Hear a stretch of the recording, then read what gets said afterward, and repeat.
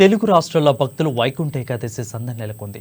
అయితే వైకుంఠ ఏకాదశి పర్వదినం కావడంతో రాష్ట్రంలోని ఆలయాలు భక్తులతో కిటకిటలాడుతున్నాయి. తెల్లవారుజామునే స్వామివారి దర్శనార్థం ఆలయాలకు భక్తులు పారులు తీశారు. దీనిపై మరింత సమాచారం భద్రాద్రి నుండి మా ప్రతినిధి శ్రీనివాస్ లైవ్ ద్వారా అందిస్తారు. శ్రీనివాస్, చెప్పండి, భక్తుల దర్శనం ఏ విధంగా కొనసాగుతుంది? అన్ని ఏర్పాట్లు బాగానే చేశారా? రాష్ట్రం నుంచి భక్తులు అధికంగా ఇక్కడ పాల్గొనడం జరిగింది. ఇక్కడికి చూస్తున్నాము లైవ్ లో మన టెంపుల్ రాముల వారి దర్శనం కోసం వెళ్తున్నటువంటి భక్తులు క్యూ లైన్ చాలా రద్దీగా ఉన్నటువంటి పరిస్థితి ఉంది. ఈ యొక్క ఉత్తర ద్వార దర్శనానికి నుంచి వచ్చినటువంటి భక్తులతో పాటు ఉన్నారు. ఆ భక్తులు మనం మాట్లాడదాం. చెప్పండి, మీరు ఎక్కడి నుంచి వచ్చారు, ఎప్పుడు వచ్చారు, ఈ యొక్క ఉత్సవాలు ఎలా జరిగాయి, మీకు ఏర్పాట్లు ఎలా అనిపించాయి? స్వామి జై శ్రీరామ్.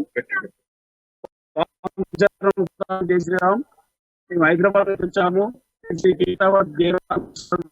ఆశీర్వాదంతో మరియు ఈ డాక్టర్ హనుమంతపుర స్వామి ఆధ్వర్యంలో గత 15 సంవత్సరాల నుంచి మాట్లాడడం చేయడం జరుగుతుంది. కావున గత 6 సంవత్సరాల నుంచి ముక్కోటి ఏకాదశికి ఉత్తర ద్వారానికి మా సమూహం కుటుంబంతో అండ్ గురుస్వాములు, కన్యాస్వాములు, కత్తిస్వాములు అందరం కలిసి మేము దర్శనం రావడం జరుగుతుంది. వచ్చిన మాకు ప్రత్యేకంగా దర్శనం కావడం ఆ స్వామి యొక్క ఆశీర్వాదము. అదే విధంగా మేము ఎవ్రీ ఇయర్ ఇక్కడ వచ్చేసి అండ్ ఇక్కడ నుంచి ఇక్కడ దర్శనం అయిపోగానే పర్ణశాలకు వెళ్ళేసి అక్కడ స్వామివారి గంగ, ఇక్కడ భద్రాచలం నైవేద్యం, అభిషేకం లడ్డు తీసుకొని వెళ్ళేసి శ్రీ నల్లమల్ల అడవిలో ఉన్న శ్రీ బొబ్బతి హనుమాన్ మధ్య అడుగులో బొబ్బతి హనుమాన్ స్వామివారికి అభిషేకం చేసి అదే విధంగా ఇక్కడ తీసుకుపోయిన గంగాతోటి ఇక్కడ సామాభిషేకం చేస్తాము. ఇదే విధంగా మా హనుమంతు గురు ఆధ్వర్యంలో 25 ఏళ్ళు కంప్లీట్ 26వ సంవత్సరాలు అడుగు పెట్టిన శుభ సందర్భంగా మేము ప్రతి ఏటా 6 సంవత్సరాల నుంచి స్వామివారి మాట ఇక్కడ వచ్చేసి ఆ స్వామివారి భాగ్యం తెలుసుకుంటాం. స్వామి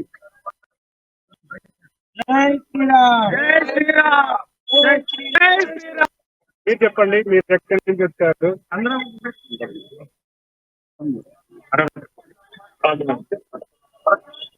ఇప్పుడు మనతో పాటు మాట్లాడడానికి మరో భక్తులు ముందుకు ఢిల్లీ నుంచి వచ్చారు. భక్తులతోటి మాట్లాడి వివరాలు తెలుసుకుందాం. చెప్పండి, మీరు ఎక్కడి నుంచి వచ్చారు, ఎప్పుడు వచ్చారు? తెలంగాణ హైదరాబాద్ జిల్లాలోని హైదరాబాద్ మండలంలో సన్నిధానం ఏర్పాటు మా హనుమంతు గురుస్వామి ఆధ్వర్యంలో ఏటా 30-35 మంది దాకా మేము అక్కడ సన్నిధానం మా గురుగారి ఆధ్వర్యంలో కొని ఉంటున్నాం. స్వామి మా హనుమంతు గురు ప్రత్యేకత ఏంటంటే ఇక్కడ ప్రతి ఏటా భద్రాచలం దేవాలయానికి వచ్చి స్వామి వారి దర్శనం చేసుకొని ఇక్కడ నుండి అక్కడ నల్లమల్ల అడవిలో ఆంజనేయ స్వామి క్షేత్రం అక్కడ అభిషేకం జరుగుతుందండి.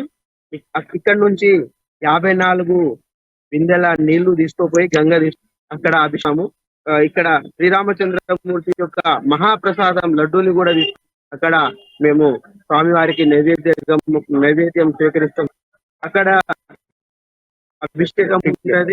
అభిషేకం ఉంటది స్వామి ఆంజనేయ స్వామికి, మధ్యమడుగు స్వామికి అభిషేకం జరుగుతుంది. అక్కడ గంగాభిషేకము పథకము అక్కడ చేసిన తర్వాత గురువారి ఆధ్వర్యంలో జరుగుతుంది. స్వామి జై శ్రీరామ్.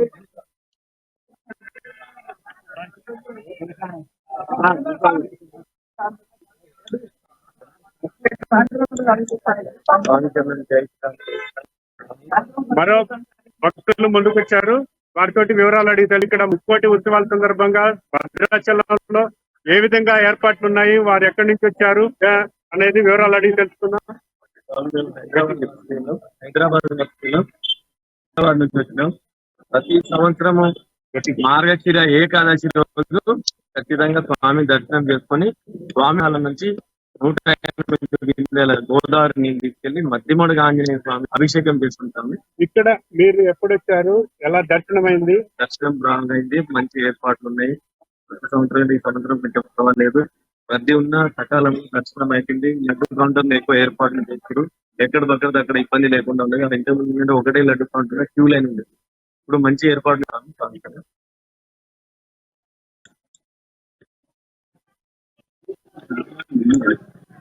ఇక్కడ చలం ఈరోజు జరిగినటువంటి ఈ యొక్క ద్వారదర్శనం ఉందో ద్వారదర్శనానికి భక్తులు అశేషంగా పాల్గొని శ్రీరామ నామస్మరణతోటి ఈ యొక్క ఊరేగింపులో కూడా భద్రాచలంలోని ఉన్నటువంటి మాడవీధుల్లో స్వామివారిని గజవాహనంపై ఊరేగించడం.